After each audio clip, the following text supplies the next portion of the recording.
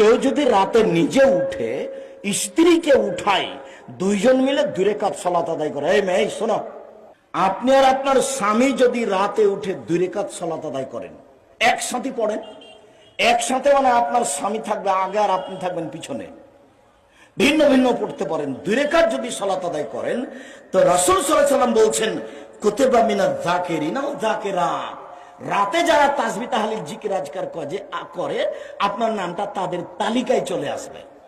অথচ আপনি তত নন। রাতে তো যারা হাজার হাজার আয়াত পড়ে তারা যাকিরাত আর যাকিরিন, কিন্তু আপনি 2 রাকাত পড়েছেন, এই জন্য আল্লাহ বলছেন যাও যাও ওর নামটা ওতে দিয়ে দাও, হ্যাঁ ফেরেশতারা লিখে দাও, ওই ভালোদের তালিকা দিয়ে দাও। আমি এই কথা বলিনি, এই কথা মুহাম্মদ সাল্লাল্লাহু আলাইহি ওয়াসাল্লাম বলেছেন। আমি জোর করে বলছি এমনটা কথা নয়। আপনি রাতে উঠে 2 রাকাত সালাত আদায় করলে আপনার নামটা ওই তালিকায় চলে আসবে যারা রাতে ইবাদত করে, তাসবিহ তাহলিল করে, জিকির আজকার করে।